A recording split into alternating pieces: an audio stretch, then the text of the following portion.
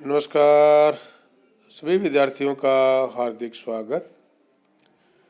प्रिय विद्यार्थियों, आज का विषय रहेगा मुख्यमंत्री उच्च शिक्षा छात्रवृत्ति योजना 2021-22 और आज हम इस छात्रवृत्ति के बारे में विस्तृत चर्चा करेंगे क्योंकि बहुत ही महत्वपूर्ण जानकारी हमारे विद्यार्थियों के लिए है कि 2021-22 के लिए मुख्यमंत्री उच्च शिक्षा छात्रवृत्ति योजना के लिए पोर्टल खोलने से संबंधित और अंतिम तिथि से संबंधित जानकारी के साथ साथ छात्रवृत्ति योजना के नियम और दिशा निर्देशों के बारे में भी हम चर्चा करेंगे।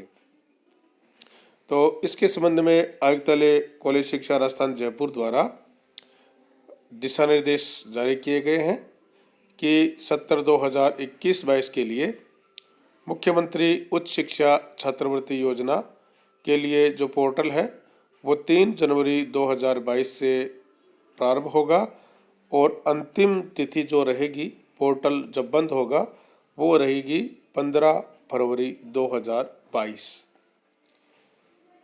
विद्यार्थियों को विभाग की जो वेबसाइट है hte.rajasthan.gov.in पर इसके संबंध में विस्तृत नियम और दिशा निर्देश मिल जाएंगे।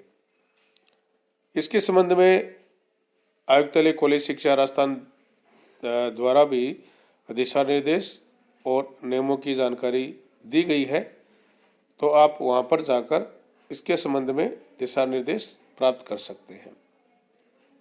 क्योंकि योजना से संबंधित नियम दिशा निर्देश विभागीय वेबसाइट जो कि अभी मैंने बताया था hte.rajasthan.gov.in पर जाइए। वहाँ पर जाने के बाद आपको गूगल पर ये वेबसाइट का एड्रेस टाइप करना है और होम पेज पर आपको ऑनलाइन स्कॉलरशिप उपलब्ध हो जाएगी। आवेदन पत्र भरने से पूर्व छात्र छात्राओं को, विद्यार्थियों को और उनके अभिभावकों को योजनाओं से संबंधित दिशा निर्देश, नियम और उनके आवेदन पत्र के साथ संलग्न किए जाने वाले दस्तावेजों की जानकारी भली-भांति होनी चाहिए।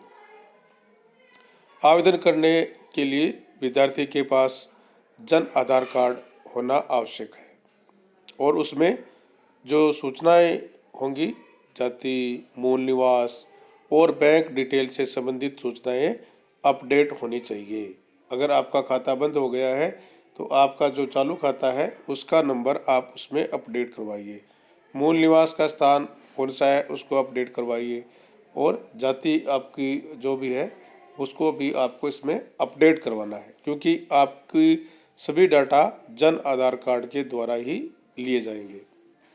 बहुत से विद्यार्थी हैं उनकी डाटा अपडेट नहीं होते हैं और वो आवेदन कर देते हैं, तो उसमें कई परेशानियों का सामना उनको करना पड़ता है। तो सबसे पहले आप ये सूचनाएं हैं वो अपडेट करवाइए और जिनके पास जन आधार कार्ड नहीं है वो अपना जन आधार कार्ड अवश्य बना ले। ऑनलाइन आवेदन विभाग की वेबसाइट है hte.rajasthan.gov.in पर SSO ID से लॉगिन करके citizen app application government to citizen करने पर स्कॉलरशिप CETAD माइनॉरिटी आइकॉन पर आपको क्लिक करना है और क्लिक करने के बाद विद्यार्थियों को उसके संबंध में आवश्यक जानकारी उसमें फिल करनी है और जो भी दस्तावेज आपसे मांगे जाए उनको आपको अपलोड करना है।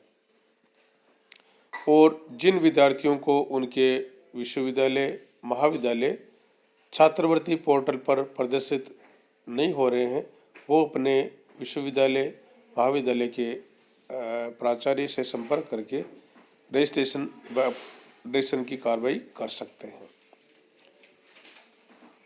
सबसे पहले हम बात करेंगे कि दस्तावेज कौन कौन से आपको तैयार रखने हैं छात्रवृत्ति के आवेदन करने हेतु। विद्यार्थियों को छात्रवृत्ति हेतु ऑनलाइन आवेदन करते समय निम्नलिखित दस्तावेज है वो तैयार रखने हैं।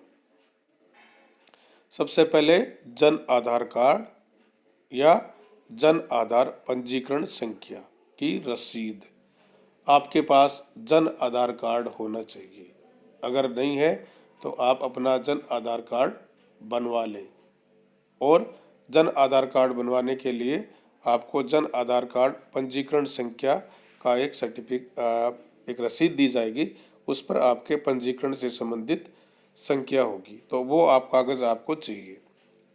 आधार संख्या अथवा आधार पंजीकरण संख्या, आधार संख्या और आधार पंजीकरण संख्या आपको इसमें चाहिए। स्वयं के बैंक खाते की जानकारी, खाता संख्या, IFSC कोड और MICR कोड और बैंक की शाखा का नाम आप उस में अपडेट होना चाहिए। और जो आपकी संस्थान है जहां आप अध्ययनरत कर रहे हैं उस संस्थान का नाम, आपके पाठ्यक्रम का नाम जिसमें आप अध्ययन कर रहे हैं, जैसे BA, BCom, BSc, उस पर आपका पाठ्यक्रम का नाम और वर्तमान जो सत्र है, एकेडमिक सत्र है, उसमें प्रवेश का दिनांक आपका कौन सा है, ये जानकारी आपके पास होनी चाहिए। और फीस की रसीद, आपने जो एडमिशन लिया था उसमें आपने फीस ऑनलाइन ई-मित्र पर जमा करवाई थी, तो वो फीस की रसीद।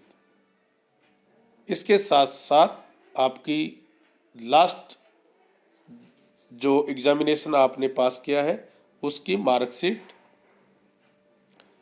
आय प्रमाण पत्र,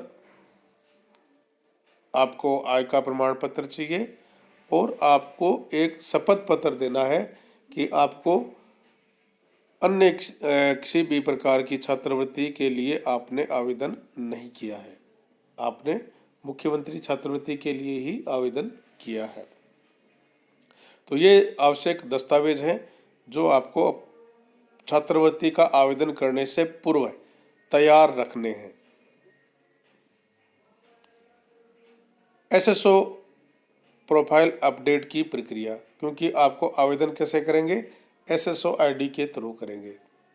तो विद्यार्थियों द्वारा अपना छात्रवृत्ति प्रोफाइल पंजीकरण करने से पूर्व अपना SSO ID प्रोफाइल अपडेट करना आवश्यक है। विद्यार्थी को अपना जन्म दिनांक, mobile number, Jan Aadhaar ID, आधार नंबर आदि सूचनाएं आवश्यक रूप से अपडेट कर दें।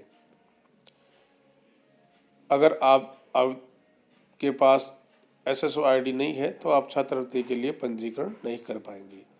SSO ID प्रोफाइल, छात्रवृत्ति प्रोफाइल विद्यार्थियों को केवल एक बार ही तैयार करना होगा।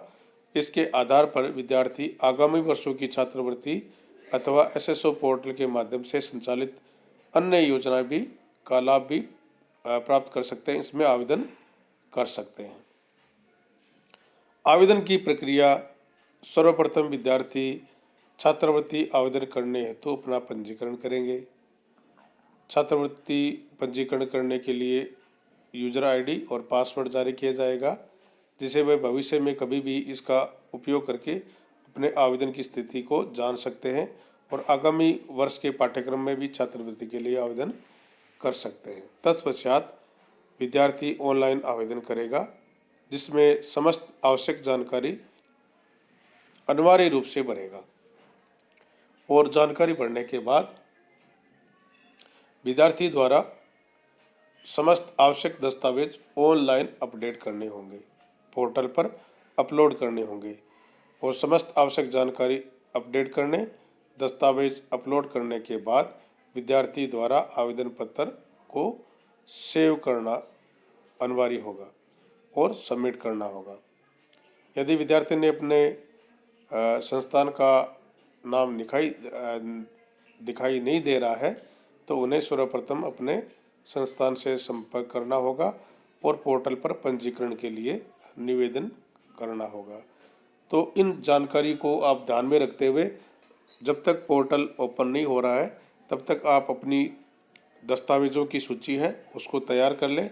उसमें जो भी दस्तावेज आपको आवश्यक हैं उनको आप तैयार रखें और 3 जनवरी 2022 से जब पोर्टल आपका ओपन हो जाए तब आप इसमें अपना आवेदन कर सकते हैं। सभी विद्यार्थियों का बहुत बहुत धन्यवाद। Thank you.